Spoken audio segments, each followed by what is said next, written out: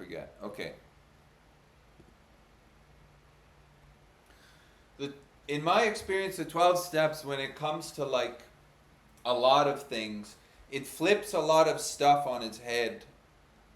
Uh, like there's a part in the big book, for instance, which says, um, essentially, to paraphrase it, it says, sometimes the best thing to do is to tell someone to go out and drink and see if they can stop. Yeah? Because that technique is the only thing that's going to convince someone that they might be an alcoholic. Because no human power could or would convince someone of their alcoholism or addiction or whatever, let's say. Yeah? That's like a principle of the 12 steps. No human power could make me stop. That's exactly true in my case, in my experience. So you would never think that maybe the smartest thing to do would be to tell the alcoholic to go drinking again. Because it seems like it would be wildly dangerous. And it may be, but if they don't die, then it's perhaps the only thing that will convince someone that they're an alcoholic, let's say. Yeah, so there's another part in the big book that says, is being kind to others, was this not a form of self-seeking? Which again is exactly my experience. I would be nice to people and kind to people as a way to get something from them. Yeah? So is that really kindness, for instance? It's like our idea of compassion from self, from the sense of individuality, is usually selfish. It's usually self-centered. It's like, I'm going to help somebody based on what I think is best for them. And that is not compassion. That's actually self-centeredness pushing forth, yeah? So compassion would be the want for somebody to be, let's say, healthy and happy at however that's going to work out. So a lot of times, the only way for somebody to be convinced of their own addiction is to be told to go keep using and then see if they can stop. Yeah. The other thing they would say in the big book is really if one alcoholic talks to another. But there's no diagnosing here of our relatives, for instance. Alcoholism is like a realization somebody gets that they have a problem, and it's called alcoholism. That's one of the beautiful things about the 12 steps and like yoga. Not so much contemporary studio yoga, but yoga. It's extremely honest, and it flips a lot of the things that we think are right on its head. Like compassion. I'm going to help you the way that I think you need to be helped. There's a lot of me involved in that helping, you see? That's not compassion. That's just self-centeredness going off in the form of I'm going to help somebody else. So the 12 steps kind of points that stuff out. In being kind, was that not self-seeking? If you look at a lot of the times when you're being kind, you'll see that it is self-seeking. Yeah? So in being kind, self wants to get something from that. And yeah, you can see it quite a bit.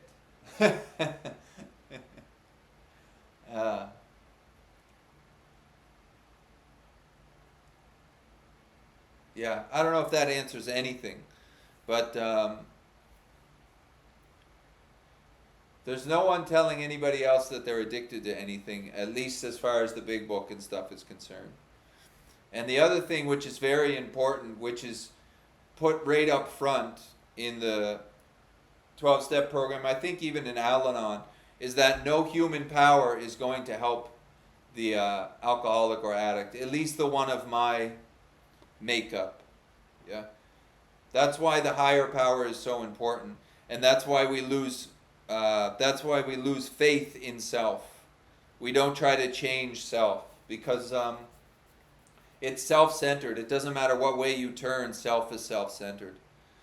That's why Al-Anon exists, because relatives of alcoholics and addicts need their own program. Yeah. I don't know that program that well, so I don't talk on that. But yeah, that's what I guess. I don't know. Hopefully that helps a little bit. Uh, hmm. I always found that interesting about compassion, because when I teach yoga in studios, and when people start talking about compassion, usually what they're talking about is self-centeredness. They're talking about them helping other people, but all of that helping other people is based on their idea of what helps other people, which often hurts other people more than helps them. Yeah, that's not compassion. Compassion is the want for others to be happy and healthy, however that's going to happen, not based on what I think should happen for them. I've seen that in recovery where people tell them other people to go out drinking again and see if they can stop. And it's worked a few times, yeah. Mm. But it's really beautiful to see that when you're being kind, it's actually self-seeking. And that to me really highlights self. You're not doing that. That is self-seeking. And its technique of getting what it wants is to be kind to other people. And that's really, I feel that's one of the big faces of self, at least in my life. Being kind to others and being this idea of I'm going to serve others, if it's based on I know what's best for you, we're all in trouble. Yeah? That's not the right technique, let's say. That is not compassion in any way, shape, or form. Yeah. Oh, okay. All right. Jessica. Okay, definitely helps. Great. Nice. Welcome, Chelsea. Karma put something in. Seeking some benefit from being kind is not distinction of the other person's taking you off. I'm not really sure. That's from the big book, yeah. So, for an alcoholic, like for me, most of the time I was being kind to other people was based on I'm trying to get something. And, yeah. You can still be kind. You should be kind to other people, obviously. But if it's on the basis of I'm going to get something on the other end of this, that the reason that's highlighted in the big book is because when I don't get what I want from being kind, a resentment builds. And resentment is like one of the cornerstones of addiction recovery. So, yeah. Is whether the other person's dignity and welfare still matter. Well, who's the one saying what their dignity and welfare needs or doesn't need? This is the important part about self-centeredness. If I think I know what you need, that is self-centeredness on my end. Don't really know what anybody needs. I'm just sharing what works best for me. What's worked for me and what I don't hear in the rooms very much. That's why we do these talks. But what somebody needs, who knows? Yeah. But it's good to see that how self distorts everything, including I know what's best for others. Because really we have no idea what's best for others. That's for sure. Because of the conditioning of self. Yeah? What I think is good for others is based on my own past, which is, you can see how that doesn't connect. That's pretty obvious. Yeah. That's pretty basic. If what I think is good for you is based on my past, that's not even kind of close. Yeah. All right. Let's look. I'm going to go back to the 12 and 12 here today. The 12 and 12 is just like a longer write-up on the 12 steps. But page 37 from step 3, it says, each of us has had their own near-fatal encounter with the juggernaut of self-will. The definition of juggernaut is essentially a force that runs over everything else. So it's a cool word in that sentence. Each of us has had their own near fatal encounter with the juggernaut of self-will, and has suffered enough under its weight to be willing to look for something else. So this kind of goes back to what we were just talking about. The juggernaut of self-will. Self-will. So the force of self will run over everything else to get what it wants. This is self-seeking, yeah? This is sort of the will of self in many ways. If we're living as it and identifying as self, then we are driving over other people. That can be painted as compassion or service, but we're still driving over other people. So it's a very beautiful thing. This thing, I just read it in my meeting today. Each of us has had their own near fatal encounter with the juggernaut of self-will. So self has a will based on what we were talking about yesterday, which is the conditioning of self. Yeah. Essentially, its will is self-centered. So the mental system is always going to put itself first, based on the idea that it is separate from everything else. Yeah. So it's always going to center itself. The head is always going to center itself, and then everything else will come. Yeah? That's where self-will starts, essentially. For the alcoholic, it's super self-centered. So you can turn the volume up on that juggernaut, let's say. And then for an alcoholic, at least of my type, and most of my friends in AA, when they were drinking, they would do anything to anyone else to get what they want. They will do anything to anyone else to get what they want. I've seen this in my own life, drinking, not drinking, and to be frank with you, a lot in the yoga world. This self-seeking, self-will, but in the yoga world, they paint it as compassion and all these different ideas. But it's the same juggernaut, essentially. So, near fatal encounter with the juggernaut of self-will. How could we live by self's will? It would only be through the identification as self that we would be taken over by its will, or let's say driven by its will. Yeah? So the head has its own will based on self-centeredness.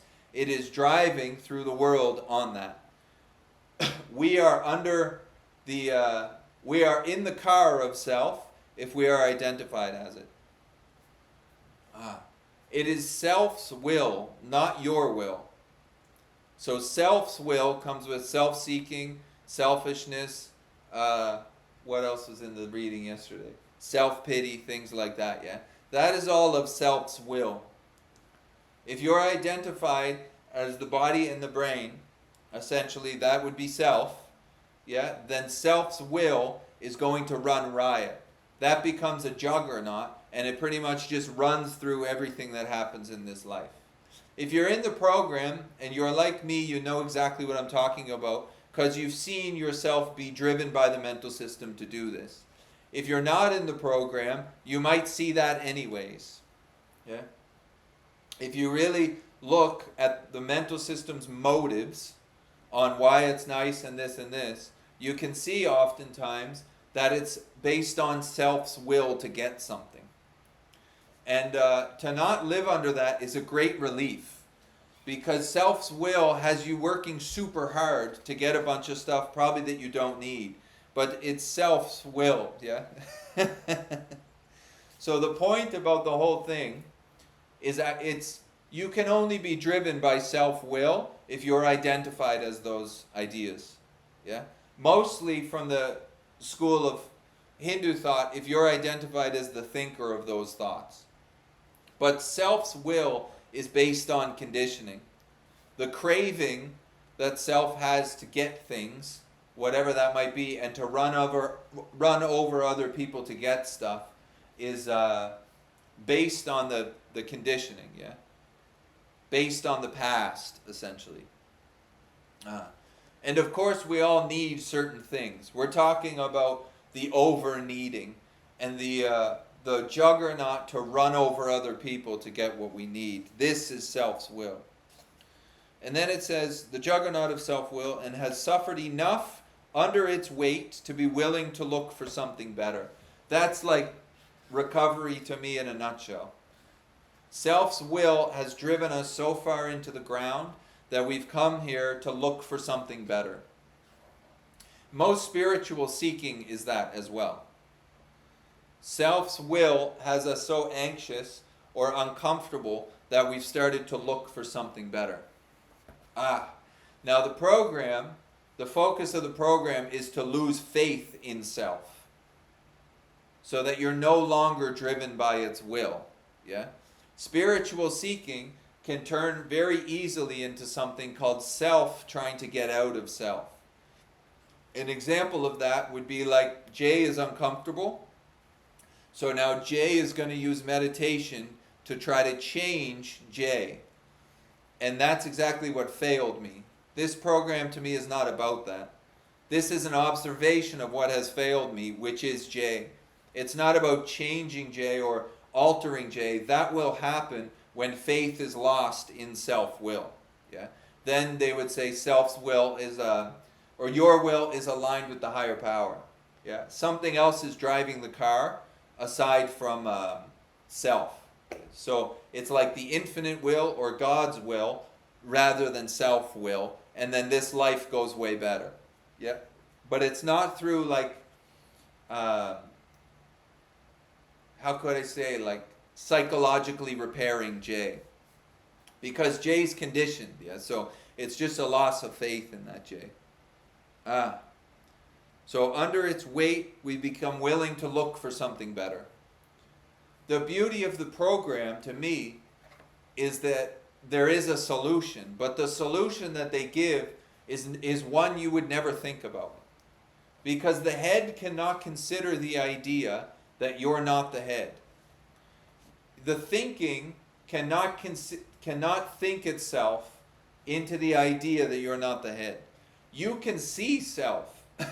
So when we sit here and talk about it, you can go, yeah, I see my head doing that. That's right. So the idea that you can see it must mean that there's a sense of you before all of that self, which means you cannot abide by that self or put faith in it. And in so doing, self gets really quiet. So the juggernaut of self-will, the volume just gets turned down as you see how it's manipulating your life in not a great way.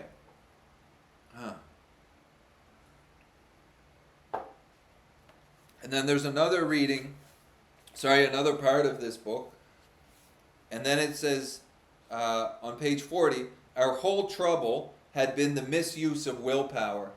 We had tried to bombard our problems with it instead of attempting to bring it into agreement with God's intention for us. Our whole trouble had been the misuse of willpower. What was misusing willpower was self.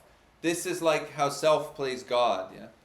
When you first go into the program, you hear that a lot. You need to stop playing God. But really, the observation is what is playing God with this life. Yeah? Is the head. It's the mental system. Playing God with this life by labeling everything. Including labeling, this is what you need. Yeah? This is what's good for you. You have this problem. That is all the playing of God of the mental system. Now Ramana Maharshi would call that the false God. And the way you stop playing God is by losing faith in the system. It's like self's will is to play God with this life. To label everything under its own color, let's say, to paint everything its own color, that is the playing of God from self's view. And man, to see how much that distorts actually what's happening is unbelievable. It like turns the losing belief in the mental system on like super high. You see how it's distorting things. pretty much, for me, the misuse of willpower. If something comes with I think or I know, that ain't the right move for me. Yeah? It's like, in many ways, I don't really have good ideas. And I definitely don't have new ideas. When the mental system's super repetitive and it presents you with the same thing all the time. Now, the misuse of willpower would be listening to that mental system and constantly going with the same thing. That is addiction to me, really. Just a repetition of the same movement over and over and over again. No matter how much evidence builds up that the movement fails and that the whole thing is wrong, it just pop, pop, pop. Just keep going. Yeah? This is the misuse of willpower. The main movement right after that, to me, from the head, what I would think is I'm going to change J. That's the way the head thinks. Yeah? It goes, I haven't been able to change J for, at that point, 28 years, but now I'm going to do it. This is like the head's idea. This is exactly what was presented to me when I went into recovery. And then for a few years I tried to do that, and I had yoga teachers go, yeah, and you can use yoga, and yoga will change J, and you will see ever compassionately. That failed, yeah? Because that's not actually the movement of recovery. That's why it failed. Because I'm not doing the J. So the misuse of willpower is listening to the internal dialogue and just obeying, bop, bop, bop, like a robot, and it keeps driving me into the wall over and over again. The reason it's called self-will and not your will is because it's self. It's self's will. And any reliance on self will always fail. They say any life run on self-will can hardly be a success. Or they say self-will run riot.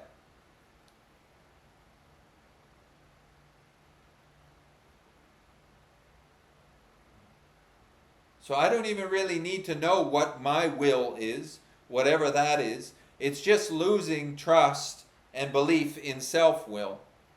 Yeah? Especially at that point, after I had seen that changing J wasn't going to work, I just noticed that it didn't matter what happened, but if I didn't listen to the head, things went better, and that was good enough.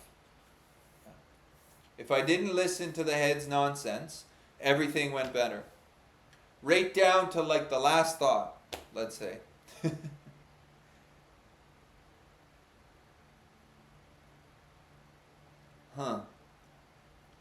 So faith is moved into something else. At least it's moved away from self. And in so doing, then there's an option that anything else can happen, aside from the constant repetitive same thing that self would keep doing, which is self's will. Yeah? And we don't see, when you're identified as self, when you're living as that mental commentary, you don't see that you keep running into the same wall. Because part of the mental commentary is it's going to work next time. It's not going to work next time. Yeah? The mental system is not going to work in 10 years from now. It's not going to become super reliable. It's still going to have the same conditioned view. Yeah. So the answer is going to be the same. You're not self. Yeah. And the more it's not listened to, the better the life will go, probably. At least that's what's worked for me. The less it's listened to, the better life will go. The more relief there will be, or let's say ease. Yeah. And that's great news, because it's not like you have to do a ton of work to change yourself. It's a loss of... Gangamera would say, don't touch the mind. It's very direct in a way. Yeah. Otherwise, the juggernaut of self-will is driving this body to run over other people in order to get what it wants. And guess who has to pay for that? And then when I don't get what I want, now I have resentments. And a resentment is a thought, but it's a thought that can last 20 years for some reason.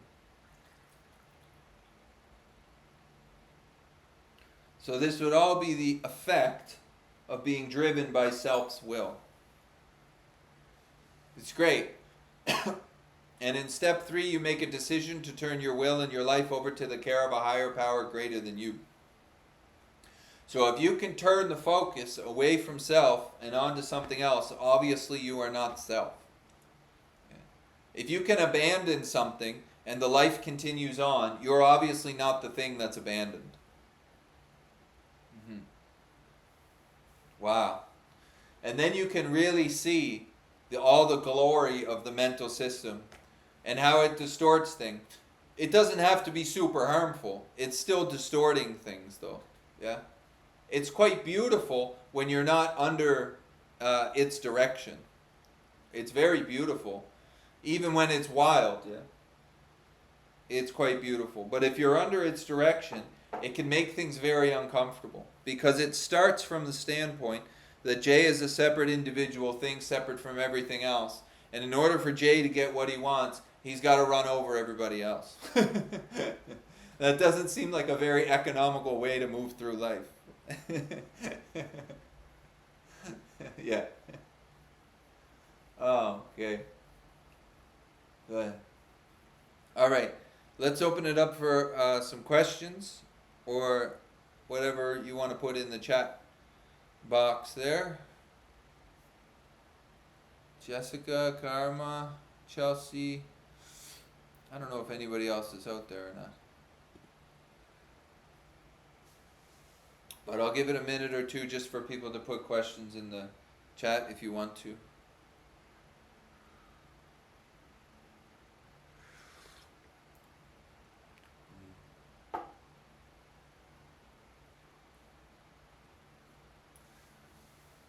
It's a unbelievably big weight lifted when you don't have to listen or obey what self is providing as far as information, let's say.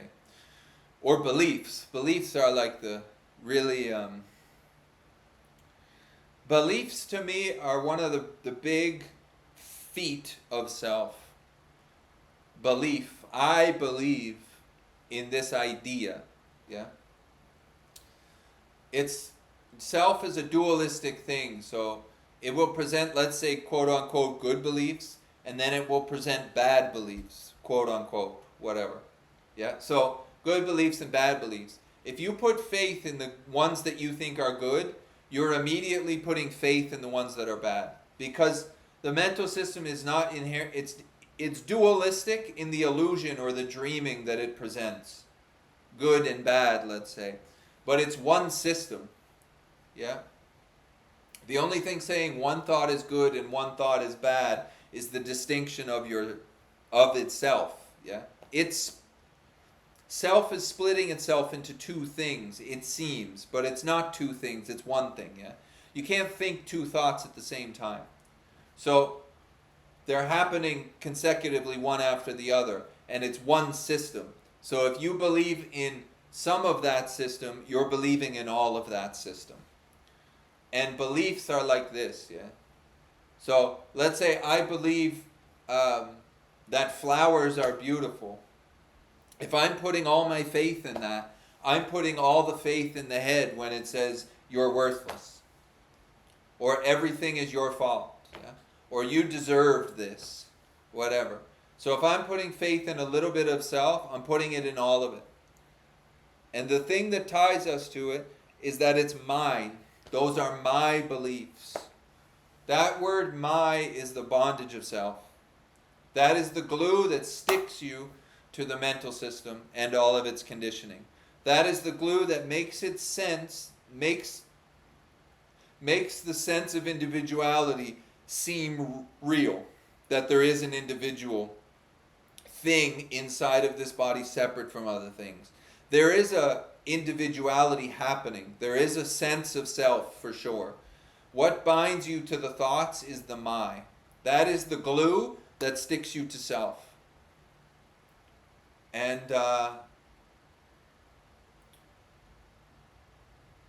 yeah. One of the biggest ones that hits is my beliefs. But in like self-inquiry, for instance, they just stay on the my thought. They don't touch the other thoughts. Yeah? You can see self, and you can see it doing what the book says and what we talk about here. So you can stop living as it, yeah? But the real investigation is into that my thought, me.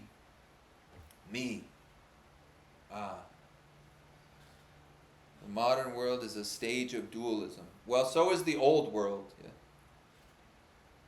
Duality is, that is the mechanism of this system. This is a dualistic system. Meaning there's a sense that there's a body here and a body there. Up, down, left, right, duality. But the primary duality, I think, which gets super confusing, is the mental system splits itself into two. Seemingly, it appears to appear as two things: good thoughts, bad thoughts. Yeah? Or thoughts and then the seer of the thoughts. The seer is a thought. So it seems to split itself into two. But in Advaita, that duality is not considered reality. It's considered an elusive appearance, meaning as far as this body and mind go, duality is the game. But it's not where you start, let's say. Yeah. But self is a mechanism of two-ness, of duality. For sure. That's why self-centeredness prevails.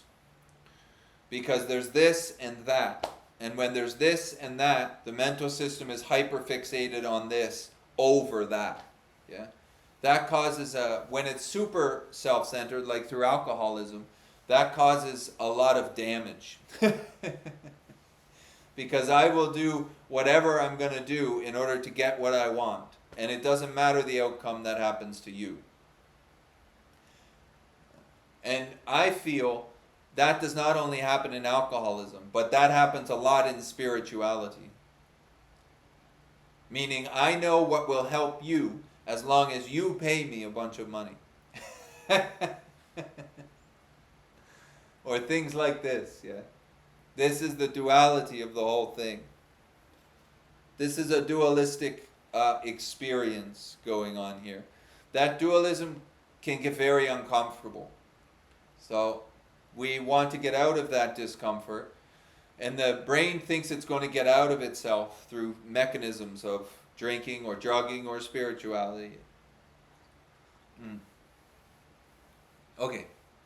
Any other questions? Feel free to put them in the little box there. Jessica, if you have any particular thing you want to ask about.